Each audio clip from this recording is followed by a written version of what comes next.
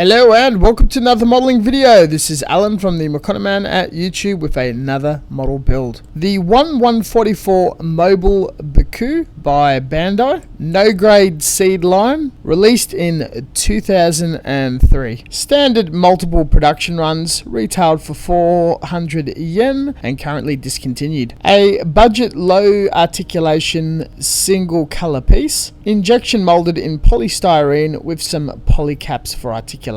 All images on the box are printed in colour with required info to build. Everything is laid across 3 runners, approximately 30 parts, snap fit connections, and foil stickers to depict colour where colour separation doesn't exist. A straightforward, beginner friendly and kid friendly kit from 20 years ago. We're going to be over complicating it as usual.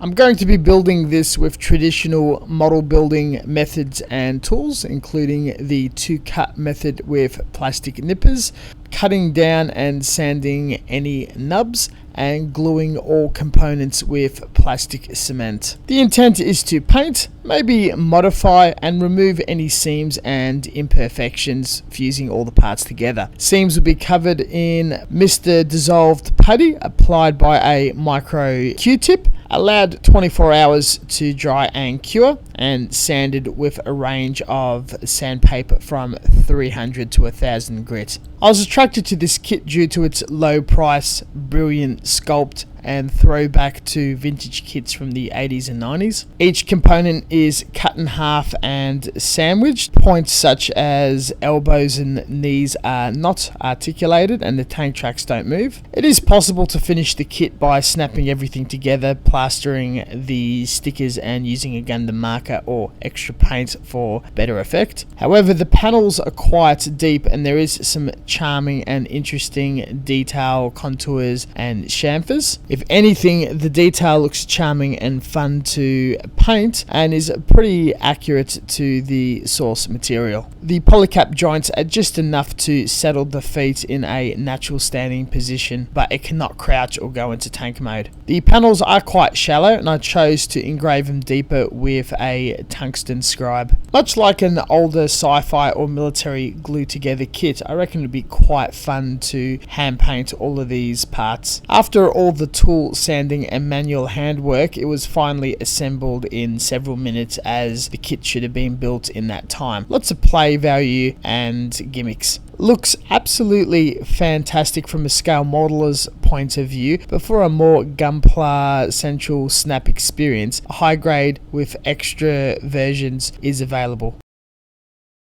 Outside of the command missile launcher and cannon version covered by the high grade, I googled any MSV or stranger versions and found this Recon model. On a whim, I booted up Fusion 360 and in 2 hours cutted cover parts to 3D print on my Anycubic printer off a single picture reference and comic scans. Everybody loves garage kits, MSV variations, and especially radomes on robots. The link for the STL files are down below and are free. Resin 3D printing works with each layer exposed to a UV light source and mask, formed up in hundreds of layers and supports, which need to be ripped off, cleaned in alcohol, and cured with UV light, which I've used natural sunlight. The components require glue to attach to the model, which fits. The radome is articulated with magnets, peg, or the vintage joint, also works on high grade. Painting is done via airbrush and automotive, or known as industrial lacquers. First coat is generic filler primer, used as paint adhesive and to see if there's any faults or seam splits. This was sanded back and adjustments made and applied a second time. I'm going for a metallic sheen. Gunmetal is a lot cooler than a dark grey. This is my own homebrew using silver and black. Started with metallic black, worked my way with shading higher levels with gunmetal and touching up some detail and highlights at the bottom of the chest with Gaia Notes silver. All parts are mounted on alligator clips and there was sufficient parts to mount that's not visible to the surface. With good surface prep, I've got a fantastic finish and sheen, not seeing a lot of errors around about. As this is just a quick project, I've decided to hand paint the additional detail, as a metallics lend well to dry brushing and is very forgiving with surfaces and brush strokes, including the eyes, lower chest, rudders and vents. Once everything is dried, I loaded the airbrush with generic leveling thinner, and the beautiful thing with lacquer, after it's dried, it can be reactivated with thinner being reapplied, settles and re-levels and dries and hardens again. With a good primer coat, all the different color components is uniformed and